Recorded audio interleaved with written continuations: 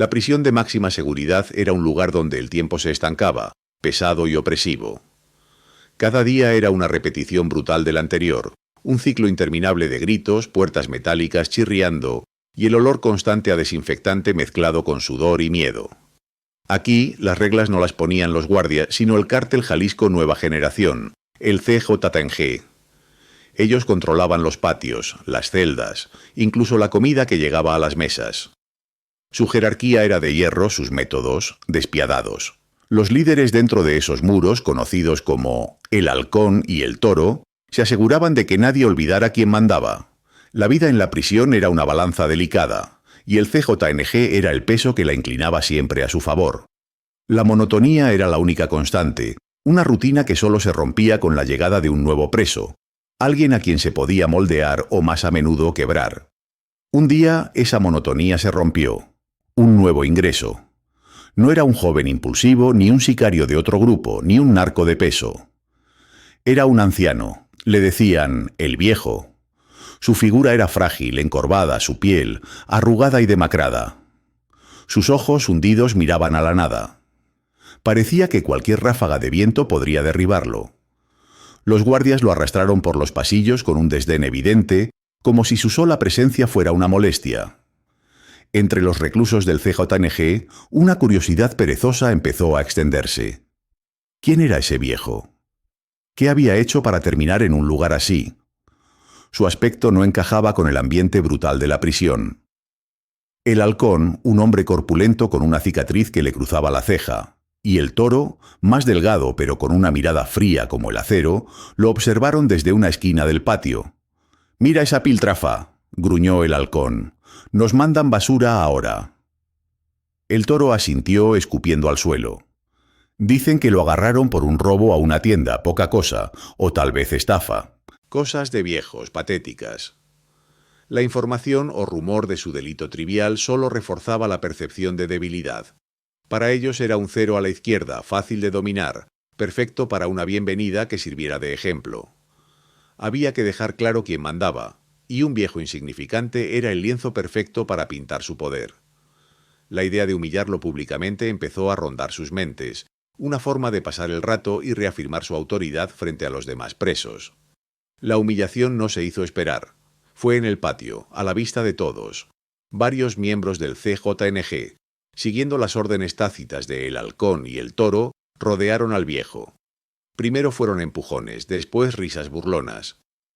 Le quitaron su escasa ración de comida, la arrojaron al suelo y la pisotearon. Le hicieron limpiar el suelo con su propia camiseta, mientras le gritaban insultos y le decían que ahí no era nadie. El viejo, con la cabeza gacha, no dijo una palabra. Su rostro no mostró miedo, ni ira, ni tristeza. Solo un silencio inquebrantable, una mirada enigmática que pareció calar hondo en algunos de los agresores. Esa falta de reacción, esa quietud, era más perturbadora que cualquier grito o súplica. Algunos de los más jóvenes se sintieron incómodos, pero nadie se atrevió a contradecir a los líderes. Fue en medio de esa humillación que un detalle inesperado llamó la atención de El Cuervo. El Cuervo era un miembro veterano del CJNG, de los que habían visto mucho, de los que recordaban las viejas historias. Mientras el viejo era forzado a arrodillarse, la manga de su camiseta se deslizó, revelando un tatuaje antiguo.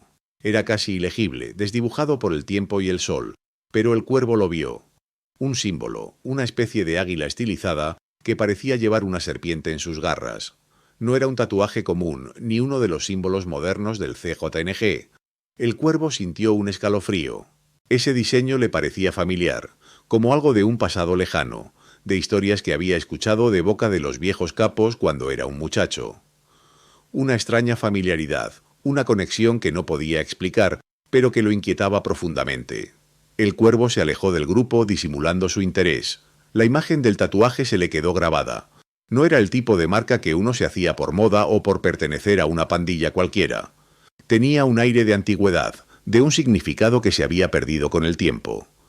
Esa noche, mientras los demás hablaban de la bienvenida al viejo con risotadas, el Cuervo se quedó en silencio, pensando.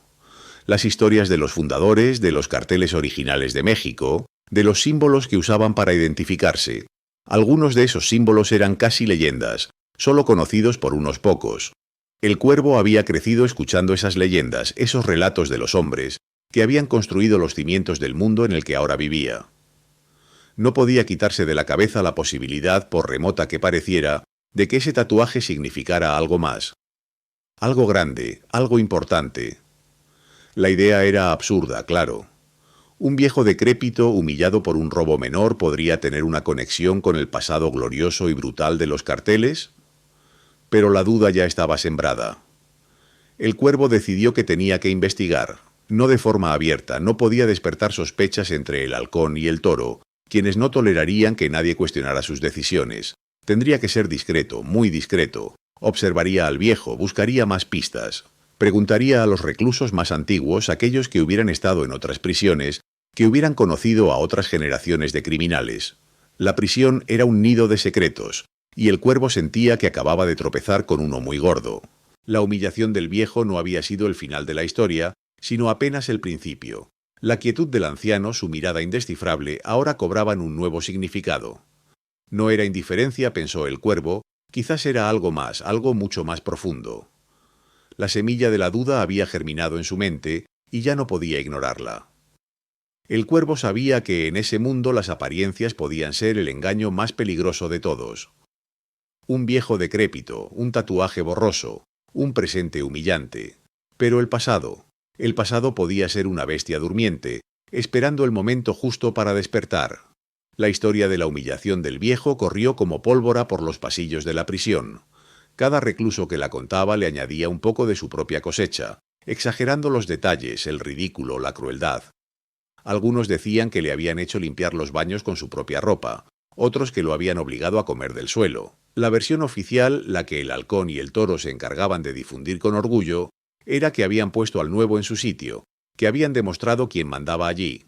Pero a pesar de las risotadas y los comentarios despectivos, algo no encajaba del todo. La indiferencia del viejo ante el maltrato era lo que más incomodaba. No lloró, no suplicó, ni siquiera mostró miedo. Solo esa mirada, profunda y extraña, que parecía ver a través de ellos. Eso generaba una sensación incómoda, como si la victoria no fuera tan completa como querían creer. El cuervo observaba y escuchaba en silencio. Las diferentes versiones de la historia solo confirmaban su presentimiento. Había algo más. La actitud del viejo no era la de un hombre que acababa de perderlo todo, sino la de uno que ya lo había visto todo y a quien nada le sorprendía. Mientras tanto, el cuervo intensificaba su investigación. El tatuaje. Esa fue su primera pista. Buscó en su mente, en los recuerdos de todas las historias que había escuchado. Historias de símbolos antiguos, de fundadores de clanes, de los que habían estado antes que el CJNG. Habló con los reclusos más viejos, aquellos que llevaban décadas encerrados, que habían pasado por varias prisiones y que habían conocido a gente de todas las organizaciones. Lo hacía de forma casual, como quien no quiere la cosa, preguntando por leyendas, por viejos capos, por emblemas perdidos. Muchos no recordaban, otros lo miraban con desconfianza. Pero algunos, los más ancianos, aquellos que tenían la memoria cargada de un pasado turbio, empezaron a aportar fragmentos, nombres, apodos.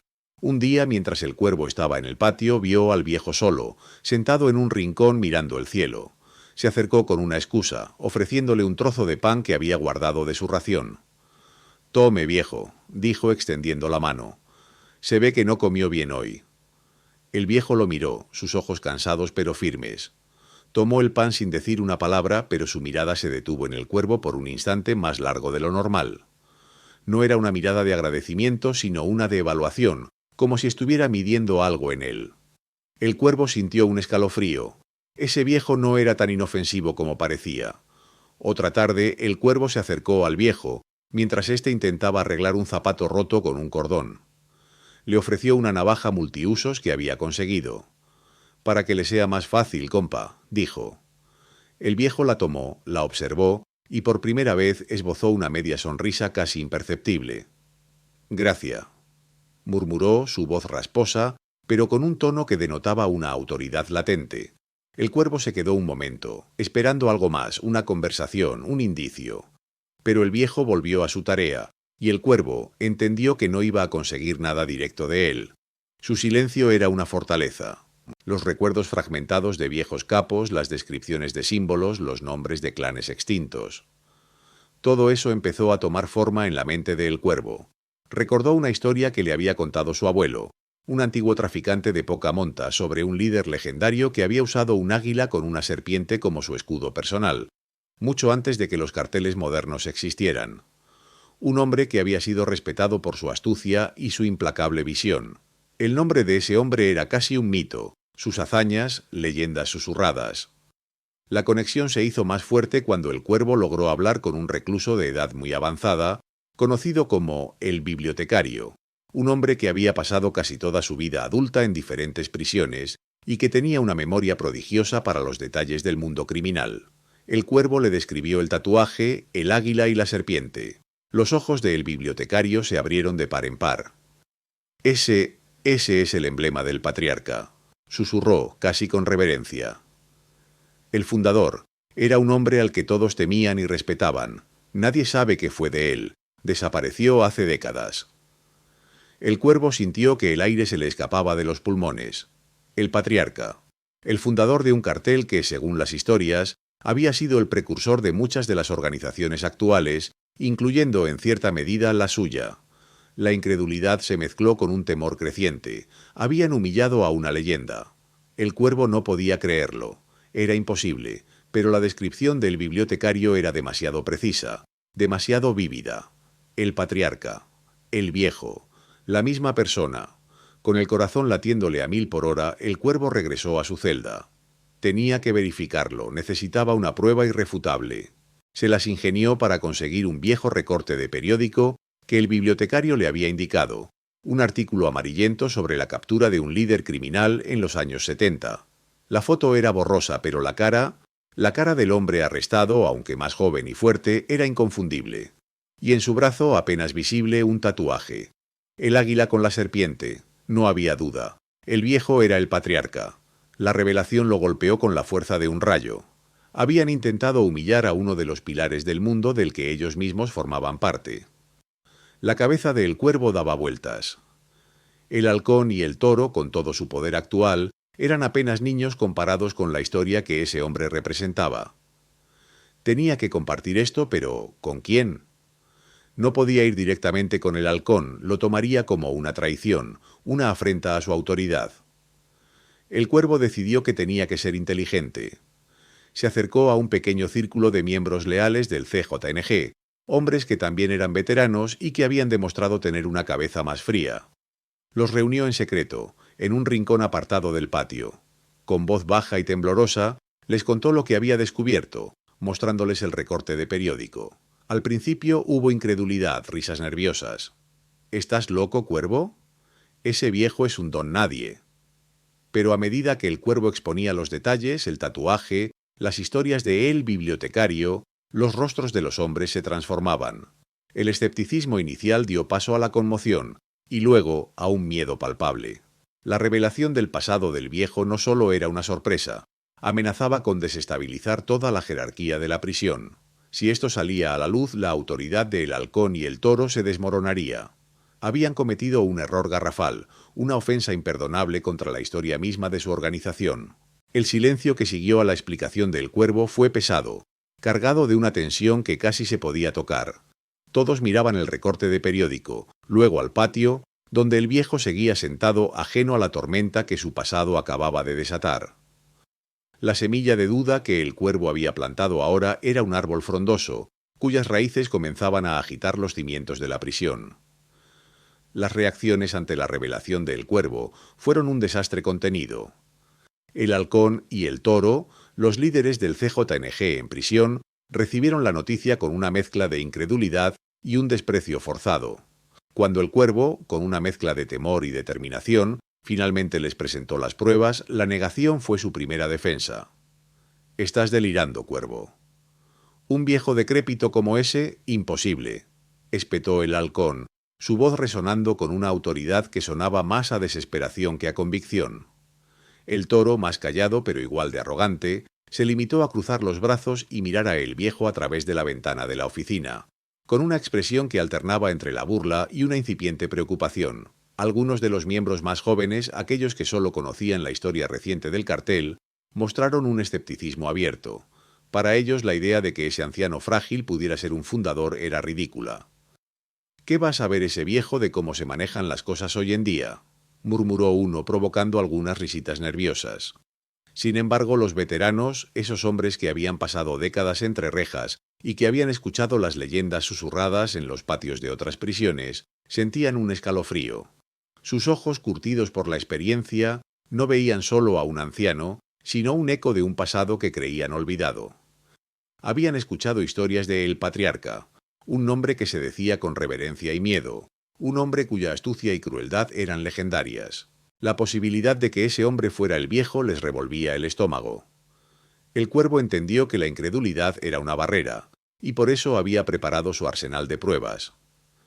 Desplegó sobre la mesa los recortes de periódicos amarillentos, mostrando la foto borrosa del hombre joven con el tatuaje inconfundible. «Miren bien», dijo, señalando la imagen con un dedo tembloroso. «Este es el hombre que fundó el cartel que dio origen a todo esto, y este tatuaje es el mismo que tiene el viejo». No se detuvo ahí. Había logrado contactar con algunos reclusos muy viejos, hombres que habían estado en la prisión desde hacía décadas y que recordaban los días en que el patriarca era solo un rumor, luego una fuerza y finalmente una leyenda. Sus testimonios, aunque fragmentados por el tiempo, coincidían. Hablaban de un hombre de pocas palabras, pero de acciones contundentes, un estratega implacable que había construido un imperio desde la nada. Uno de estos reclusos, un viejo capo ya retirado de las lides criminales, incluso se atrevió a acercarse a la celda de El Viejo, bajo la atenta mirada de El Cuervo y algunos de sus hombres leales. Tras unos minutos de silencio, el viejo capo se volvió hacia ellos, sus ojos llenos de una mezcla de respeto y miedo. «Es él, sin duda alguna», dijo con voz ronca. «El águila con la serpiente, el símbolo de su antiguo cartel. Lo vi con mis propios ojos hace muchos años». La confirmación de un testigo tan respetado fue un golpe directo a la negación de El Halcón y el Toro. Sus rostros se endurecieron, pero ya no había burla en sus ojos, solo una creciente preocupación, y entonces el cuervo pronunció el nombre. Su verdadero nombre es Miguel Ángel, pero todos lo conocían como el Patriarca. El nombre resonó en la pequeña oficina. Para los veteranos era como si una figura fantasmal se hubiera materializado de la historia. Para los más jóvenes era una lección de humildad, una bofetada a su arrogancia. «El Patriarca», repitió el cuervo. Un hombre que no solo fundó uno de los primeros grandes carteles de México, sino que sentó las bases para la organización que hoy conocemos. Un estratega que operaba con una visión que pocos han igualado. El cuervo relató brevemente la historia de El Patriarca, cómo había unificado a pequeños grupos criminales dispersos, cómo había establecido las rutas de tráfico y las redes de protección, cómo había forjado alianzas y eliminado enemigos con una frialdad calculada. Habló de su legendaria disciplina, de su código de honor y de cómo, bajo su liderazgo, el cartel había alcanzado una influencia sin precedentes. No era solo un líder, era un arquitecto del crimen organizado, un visionario que había visto el potencial de un imperio antes que nadie. Su historia era la historia de cómo había nacido la bestia que ahora todos servían. La verdad golpeó a los miembros del CJONG con la fuerza de un martillo. Habían intentado humillar a una figura fundacional de su propio imperio criminal. Habían arrastrado por el fango el nombre de un hombre que, en los círculos criminales, era sinónimo de respeto y poder. La vergüenza comenzó a extenderse, una vergüenza que se mezclaba con un miedo profundo a las repercusiones. No era solo que hubieran faltado al respeto a un anciano. Habían profanado una reliquia, una pieza viva de su propia historia. La idea de que el patriarca pudiera haber sido el blanco de sus burlas era una mancha imborrable en el honor de la organización. El halcón y el toro, que hasta ese momento habían mantenido una fachada de control, se vieron acorralados. Sus rostros reflejaban el dilema: mantener su orgullo y seguir negando la verdad, lo que significaría arriesgar una revuelta interna y la pérdida de respeto de sus propios hombres, especialmente de los veteranos. O reconocer al viejo, admitir su error y ceder parte de su poder y autoridad a un hombre que acababan de humillar. La tensión en la oficina era casi insoportable. Las miradas de los hombres se posaban en el halcón y el toro, esperando una decisión. El ambiente estaba cargado, presagiando un conflicto mayor que podría desestabilizar por completo el delicado equilibrio de poder dentro de la prisión. El error que habían cometido era monumental, y sus consecuencias apenas comenzaban a manifestarse. El trato hacia el viejo cambió de forma dramática, casi de un día para otro. Las humillaciones, las burlas y los empujones cesaron por completo. En su lugar apareció una mezcla incómoda de respeto forzado y un miedo palpable. Ya no era el anciano frágil y demacrado al que podían patear a su antojo. Ahora era el patriarca, una figura legendaria cuya sombra se extendía sobre la historia de su propia organización. Los reclusos que antes lo habían maltratado ahora evitaban su mirada o, en algunos casos, le ofrecían pequeños gestos de deferencia. Una ración extra de comida en el comedor, una manta más limpia en su celda, un silencio respetuoso cuando pasaba. Era un cambio sutil pero innegable, una señal de que la balanza de poder, aunque no visiblemente, ya se había inclinado. El cuervo, sintiendo el peso de la historia y la responsabilidad de su descubrimiento, se acercó a el viejo. No fue un acercamiento casual. Lo hizo con un grupo de otros veteranos, aquellos que habían recordado las historias y que ahora sentían una mezcla de culpa y profunda reverencia. Se acercaron a la celda del patriarca, y el cuervo, con la cabeza ligeramente inclinada, habló. «¿Patriarca?», dijo, su voz apenas un susurro. «Le pedimos disculpas por el trato que ha recibido. No sabíamos, no teníamos idea de quién era usted». Los otros asintieron, sus ojos fijos en el anciano. El viejo, que hasta ese momento había mantenido su silencio enigmático, los miró uno por uno. Su rostro, marcado por el tiempo y el sufrimiento, se suavizó un poco. Luego rompió su silencio. Su voz era débil, áspera por la falta de uso, pero cada palabra tenía un peso, una autoridad que sorprendió a todos. «Los jóvenes siempre creen que lo inventaron todo», dijo con una ligera sonrisa que no llegó a sus ojos. «Pero la historia tiene una forma de recordarnos de dónde venimos». No pidió nada, no exigió respeto, pero su presencia por sí sola ya lo imponía. Desde ese día, el patriarca, sin que nadie se lo pidiera, comenzó a ofrecer observaciones agudas sobre la situación actual del CJNG dentro de la prisión. Hablaba de las divisiones internas, de la falta de disciplina, de cómo los jóvenes líderes estaban perdiendo el rumbo. Sus palabras no eran sermones, sino comentarios concisos, casi aforismos, que revelaban un conocimiento profundo de la dinámica de poder, de la psicología criminal y de la historia de la organización. Hablaba de cómo los verdaderos líderes no necesitaban gritar para ser escuchados, de cómo la lealtad se ganaba, no se exigía. Sus palabras, aunque pocas, demostraban una sabiduría estratégica que impresionaba a los presentes, especialmente a El Cuervo y a los veteranos, quienes reconocían la verdad en cada frase. Era como escuchar a un maestro hablar con sus alumnos, pero en un contexto mucho más oscuro y peligroso. Mientras tanto, el halcón, que había sido el líder indiscutible, se sentía cada vez más amenazado. La creciente influencia del patriarca era palpable, y la lealtad de sus hombres, antes inquebrantable, comenzaba a dividirse. Veía cómo sus propios seguidores, especialmente los más antiguos, se acercaban al anciano buscando su consejo o simplemente su presencia. El halcón sentía que el terreno bajo sus pies se desmoronaba. Consideró medidas desesperadas para reafirmar su autoridad, pensó en el castigo, en la intimidación, pero sabía que un paso en falso podría provocar una revuelta abierta. La prisión, que antes había sido su reino, ahora se sentía como una trampa. La incertidumbre lo carcomía, y su arrogancia inicial se transformaba en una ansiedad creciente. Más miembros del CJNG, especialmente los más antiguos, comenzaron a gravitar hacia el patriarca. Veían en él no solo una figura legendaria, sino un líder legítimo, un hombre con un respeto ganado a pulso, no por la fuerza bruta, sino por la sabiduría y la historia. Los jóvenes, que antes lo habían visto como un anciano inofensivo, ahora lo observaban con una mezcla de curiosidad y un respeto que no podían explicar. La estructura de poder del CJNG en prisión, que el halcón y el toro habían consolidado con puño de hierro, comenzó a fracturarse. Las conversaciones en el patio ya no giraban solo en torno a las órdenes de el halcón, sino también a las palabras del patriarca, a sus consejos, a sus historias del pasado. El aire en la prisión cambió, y con él el destino de todos los que estaban dentro de sus muros. El viejo lobo, pensaron algunos, había vuelto a aullar, y su sonido era más potente que cualquier grito de los jóvenes. El patriarca, desde su celda, comenzó a mover los hilos de una manera casi imperceptible.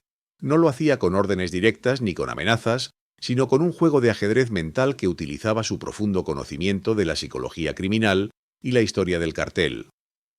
Era como si cada palabra, cada silencio, fuera una pieza cuidadosamente colocada en el tablero. Su objetivo no era el poder por el poder, sino manipular las percepciones y las lealtades, sembrando la duda donde antes había obediencia ciega. No buscaba reinar, sino restaurar lo que él consideraba el orden correcto, los principios que se habían perdido. A través de El Cuervo y de otros leales que ahora lo rodeaban, el patriarca enviaba mensajes sutiles. No eran críticas abiertas hacia el halcón y el toro, sino comparaciones veladas, preguntas retóricas que invitaban a la reflexión. ¿Qué haría un verdadero líder en esta situación? Se preguntaba en voz alta, sin esperar una respuesta, pero dejando que la pregunta resonara. Hablaba de los viejos tiempos, de cómo se resolvían los problemas antes, de la importancia de la disciplina y el respeto, no solo hacia los de arriba, sino también entre compañeros. Sus palabras hacían que muchos de los reclusos cuestionaran la capacidad de liderazgo de El Halcón y el Toro, quienes se habían centrado más en el miedo que en la verdadera autoridad. Era una estrategia lenta pero efectiva, que carcomía la base del poder de los líderes actuales. La desconfianza entre el halcón y el toro se volvió palpable. Se sentían observados, juzgados, y su paranoia crecía con cada día que pasaba. Empezaron a sospechar de todos y cada uno de sus hombres, buscando traidores en cada esquina. Esta paranoia los llevó a cometer errores estratégicos. Tomaron decisiones impulsivas, castigaron sin razón, lo que solo sirvió para alienar aún más a sus seguidores. Su falta de confianza en sí mismos se reflejaba en su liderazgo, haciéndolos parecer débiles e inseguros. Las disputas internas, que antes se resolvían con una mano dura, ahora se volvían más complejas, y el halcón y el toro no sabían cómo manejarlas sin recurrir a la violencia, lo que a menudo empeoraba la situación. Un día, una disputa interna entre dos facciones del CJNG amenazaba con estallar en una pelea sangrienta que habría desestabilizado aún más el frágil orden en la prisión. Los líderes de ambas facciones, con cuchillos improvisados en mano, estaban a punto de atacarse, mientras el halcón y el toro gritaban órdenes que nadie parecía escuchar. Fue entonces cuando el patriarca, apoyado en el cuervo, se acercó lentamente al centro del patio. Su presencia, inesperada y serena, detuvo momentáneamente la confrontación. Con una voz tranquila pero firme, el patriarca escuchó a ambas partes, no para juzgar sino para entender. Luego, con una lógica impecable, propuso una solución que no solo resolvió el conflicto de manera justa, sino que también restauró la paz sin derramamiento de sangre. Su acto de sabiduría fue un golpe maestro. Demostró una autoridad y una justicia que el halcón y el toro no pudieron lograr, consolidando su respeto entre la gran mayoría de los reclusos. Fue un momento decisivo, un punto de inflexión. La influencia del patriarca se volvió innegable. Ya no era solo una leyenda susurrada, sino una figura activa y respetada. El halcón y el toro se encontraron en una posición insostenible. Sus propios hombres, quienes antes les habían sido leales por miedo, ahora los desafiaban abiertamente. La gente ya no les pedía permiso, sino que buscaba el consejo del patriarca. La balanza del poder se había inclinado irrevocablemente. Los murmullos se convirtieron en voces claras que miraban al viejo como la verdadera autoridad, el único capaz de traer orden y respeto.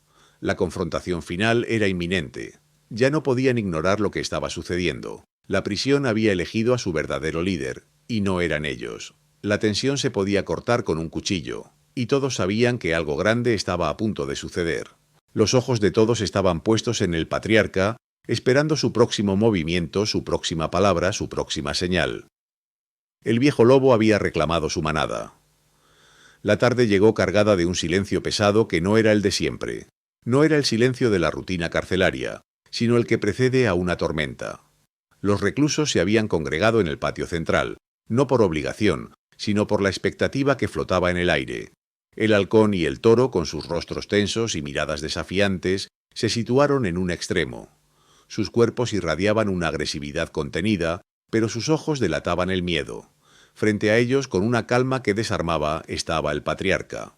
A su lado, el cuervo y otros veteranos, sus rostros marcados por la experiencia, lo respaldaban con una lealtad silenciosa pero firme. El resto de los reclusos formaba un semicírculo, observando, esperando. El rumor de pies arrastrándose y el murmullo de voces bajas eran los únicos sonidos que rompían la quietud. Todos sabían que ese día se decidiría quién mandaba realmente en la prisión. El patriarca dio un paso al frente. Su figura, aunque encorvada por los años, se agigantaba con una autoridad innata. Su voz, sorprendentemente clara y firme para su edad, resonó en el patio, capturando la atención de todos. No gritó, no amenazó. En su lugar comenzó a hablar de la historia del cartel, no de cómo se había convertido en un imperio de la droga, sino de sus inicios, de los principios que lo fundaron. Habló de códigos de honor, de respeto, de la lealtad que se ganaba, no que se imponía por la fuerza bruta. Recordó a los presentes que el cartel se había construido sobre la idea de proteger a los suyos, de la palabra que se mantenía, del respeto por los mayores y la disciplina interna. Sus palabras no eran un regaño, sino una lección, una relectura de lo que muchos habían olvidado o nunca habían conocido. Mencionó los nombres de fundadores olvidados, héroes silenciados, cuyas historias resonaban con el espíritu original del grupo. Su discurso era un puente hacia el pasado, un recordatorio de un tiempo donde la violencia era una herramienta, no el fin último. El halcón y el toro, envalentonados por su propia desesperación, intentaron interrumpir, gritaron órdenes a sus hombres, exigiendo lealtad, amenazando con represalias. Pero nadie se movió. Las miradas de sus propios seguidores estaban fijas en el patriarca, en sus ojos que contaban historias de tiempos más duros y de una sabiduría que ellos nunca podrían igualar. La desobediencia fue silenciosa pero rotunda. Un par de sus hombres, que aún intentaban mantenerse firmes, se encontraron con las miradas frías de los veteranos, y sus puños apretados se aflojaron. El halcón, cegado por la rabia y la humillación, intentó abalanzarse sobre el patriarca, pero el cuervo y otros lo detuvieron sin esfuerzo. Fue un momento de vergüenza total. Los líderes que habían gobernado con puño de hierro fueron desautorizados por sus propios hombres, humillados ante la mirada de todos. Su poder se desvaneció en un instante como humo, dejando solo la cáscara vacía de su autoridad. Con el halcón y el toro apartados, la tensión en el patio se disipó, reemplazada por un sentido de alivio y un respeto renovado. El patriarca no reclamó el liderazgo para sí mismo, no buscaba el poder por el poder. En cambio, se dirigió a El Cuervo y a los otros veteranos, a quienes había estado preparando sutilmente. Les habló de la necesidad de restaurar el orden, de volver a los valores originales. Les encomendó la tarea de guiar a los más jóvenes, de enseñarles lo que significaba ser parte de algo más grande que ellos mismos. Su voz era la de un mentor, no la de un dictador. Les confió la responsabilidad de reconstruir la jerarquía, no basada en el miedo, sino en el respeto mutuo y la disciplina. Fue un acto de sabiduría, una transferencia de poder que no fue violenta, sino consensual, ganada a pulso con la verdad y la experiencia. Así, una nueva estructura de poder comenzó a tomar forma dentro de la prisión. Bajo la guía discreta de El Patriarca, El Cuervo y los veteranos implementaron un régimen más equitativo y respetuoso. Las reglas se hicieron más claras, los castigos más justos, y la dignidad de cada recluso, incluso del más humilde, fue reconocida. El CJNG en prisión experimentó una transformación interna profunda. De ser un grupo dominado por la arbitrariedad y la violencia sin sentido, comenzó a regresar a sus raíces de disciplina, lealtad y un respeto por la jerarquía que se ganaba con mérito, no con intimidación. El patriarca, desde su celda, observaba con una satisfacción tranquila, sabiendo que había logrado lo que parecía imposible: rescatar el alma de una organización que él mismo había ayudado a fundar, y que ahora, gracias a él, encontraba un nuevo camino incluso tras las rejas. La prisión, que antes era un hervidero de violencia, ahora comenzaba a respirar un aire diferente, un aire de respeto y orden, el legado silencioso de un viejo lobo que había vuelto para reclamar lo que era suyo. Bajo la influencia del patriarca, la violencia interna que antes definía la vida en la prisión disminuyó de manera notable. Los días de confrontaciones brutales por insignificancias, las reyertas por territorios imaginarios entre celda y celda, quedaron atrás. Se estableció un código de conducta mucho más estricto, pero paradójicamente más justo. Este código no se basaba en el miedo impuesto por los capos de turno, sino en el respeto mutuo, en la lealtad que se forjaba a través de acciones y no de amenazas. La tiranía de los líderes impulsivos había sido reemplazada por una autoridad que emanaba de la sabiduría y la experiencia. Los reclusos ya no vivían con la constante preocupación de ser agredidos por capricho. Ahora había un orden, una estructura que, aunque impuesta, ofrecía una extraña forma de paz. El patriarca, a pesar de su avanzada edad y su frágil apariencia, se convirtió en un consejero silencioso, un mentor para la nueva generación de líderes que el Cuervo y los veteranos empezaban a formar. No intervenía directamente en cada decisión, pero sus palabras, cuando las pronunciaba, llevaban el peso de décadas de experiencia en el mundo criminal. Compartía su vasta sabiduría sobre la estrategia, sobre cómo moverse en las sombras del poder, sobre la importancia de la lealtad y los verdaderos costos que conllevaba estar en la cima. Sus lecciones no eran teóricas, eran relatos crudos de triunfos y fracasos, de traiciones y alianzas, que resonaban con una autenticidad palpable entre sus oyentes. Les enseñaba a ver más allá del momento, a entender las consecuencias a largo plazo de sus acciones, a valorar la reputación por encima de la riqueza efímera. La historia del patriarca de cómo un viejo humillado resurgió para reclamar su lugar se transformó rápidamente en una leyenda viva dentro de los muros de la prisión.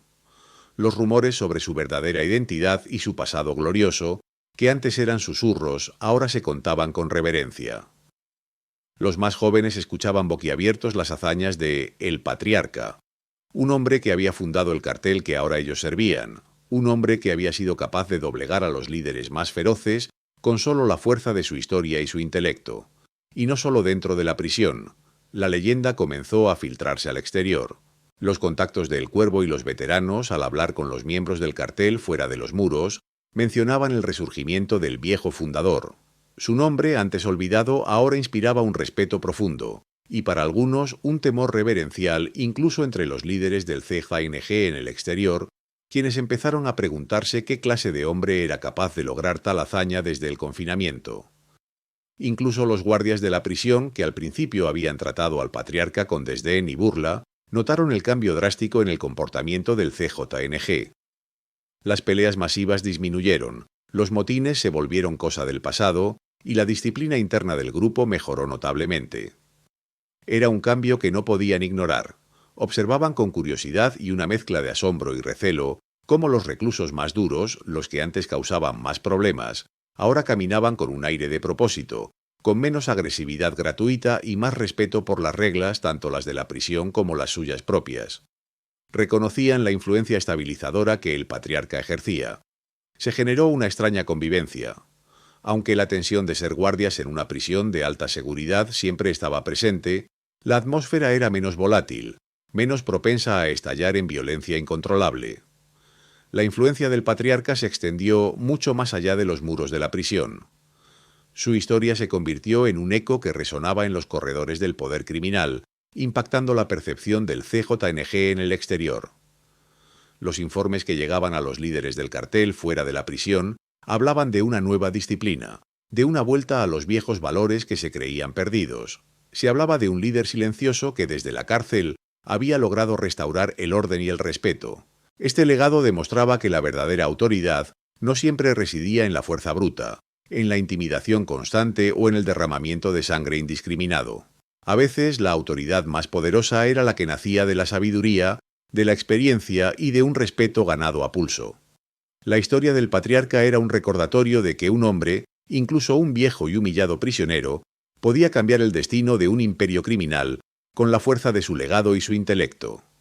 Su presencia, aunque física y mentalmente disminuida, había encendido una chispa que revitalizó la esencia de lo que el cartel había sido en sus inicios. Una organización con una estructura y un propósito, no solo una banda de violentos. Los jóvenes que antes solo conocían la versión más brutal y caótica del CJNG, ahora aprendían sobre la disciplina, sobre la estrategia y sobre la importancia de la palabra dada. El patriarca no solo había salvado su propia dignidad, sino que había inyectado una nueva moralidad, o al menos un nuevo código, en el corazón de la bestia. Su celda se había convertido en una especie de templo, un lugar donde los líderes en formación acudían en busca de consejo, donde la historia se unía con el presente para forjar un futuro incierto, pero, al menos, con un rumbo más definido.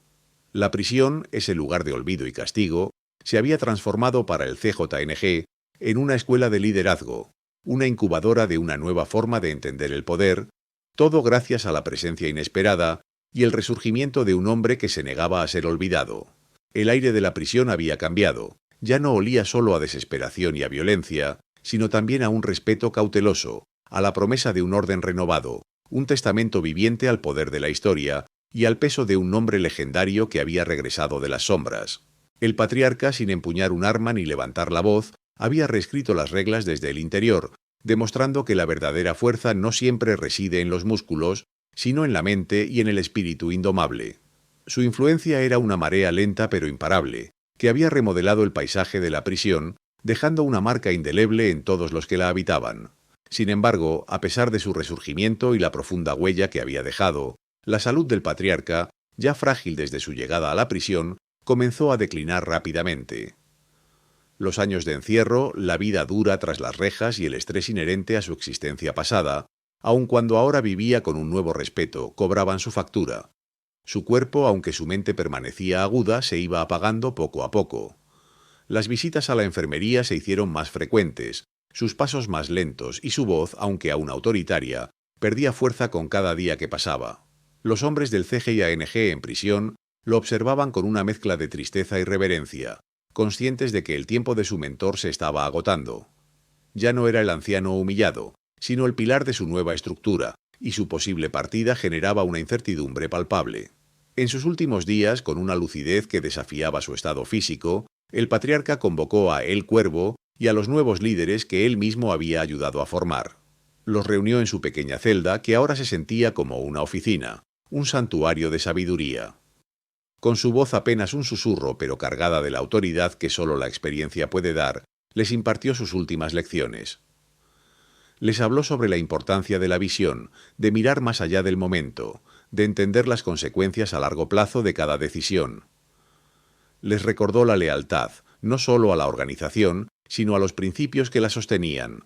Les advirtió sobre los peligros del poder sin principios, cómo podía corromper incluso al más fuerte y hacer que una organización se devorara a sí misma.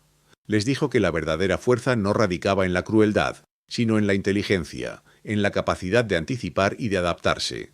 Les pidió que no olvidaran las raíces, los valores que alguna vez hicieron grande al cartel, y que no permitieran que la ambición ciega los desviara del camino. Cada palabra era un testamento, un legado oral que se grababa en la memoria de sus discípulos, quienes escuchaban con una solemnidad casi religiosa. Finalmente, una mañana, el patriarca falleció pacíficamente en su celda. No hubo gritos ni agonía. Simplemente dejó de respirar mientras dormía, rodeado de un respeto que nunca esperó volver a tener en la última etapa de su vida. Su muerte, aunque esperada por el deterioro de su salud, dejó un vacío profundo en la comunidad reclusa. La noticia se extendió rápidamente por los pasillos de la prisión, no como un rumor, sino como un hecho innegable que marcaba el fin de una era. Los reclusos, incluso aquellos de otras facciones, sentían la ausencia de su presencia, de su sabiduría silenciosa. El respeto que se había ganado era universal. Se realizó una ceremonia discreta pero llena de respeto en uno de los patios interiores de la prisión, con el permiso tácito de los guardias, quienes también reconocían la influencia pacificadora del patriarca. Asistieron no solo los miembros del CGONG, quienes formaron un círculo solemne, sino también otros reclusos de diferentes grupos, todos con la cabeza baja en señal de luto. El Cuervo, con la voz quebrada, pronunció unas palabras, recordando la grandeza del hombre que les había enseñado a ver más allá de la violencia sin sentido. No hubo grandes discursos, ni llantos exagerados, solo un silencio pesado, un sentido de pérdida genuina que se percibía en el ambiente. Era el adiós a una leyenda, a un hombre que había demostrado que la edad y la fragilidad física no eran impedimento para ejercer una autoridad moral inquebrantable. El impacto del patriarca perduró mucho tiempo después de su partida. La estructura y los valores que restableció en la prisión, basados en la disciplina, el respeto y una estrategia calculada, se mantuvieron firmes. El Cuervo y los nuevos líderes, empapados de sus enseñanzas, continuaron gobernando el CGTNG dentro de los muros con la sabiduría que él les había inculcado. La prisión ya no era un hervidero de violencia sin rumbo, sino un lugar donde, dentro de su brutalidad inherente, existía un orden, una jerarquía respetada y un código de conducta. La historia del patriarca se convirtió en una advertencia y una inspiración para las nuevas generaciones de reclusos, un recordatorio constante de que la verdadera autoridad no se podía humillar tan fácilmente, que la experiencia y el conocimiento eran armas más poderosas que cualquier puño o cuchillo. Su legado demostró que un hombre, incluso un viejo y humillado prisionero, podía cambiar el destino de un imperio criminal, reescribiendo las reglas y dejando una marca indeleble que trascendía los muros de la prisión y resonaba en el vasto y peligroso mundo exterior. Su historia se contaba en susurros, un cuento de respeto y redención inesperada, un recordatorio de que la dignidad y la sabiduría pueden resurgir incluso en los lugares más oscuros.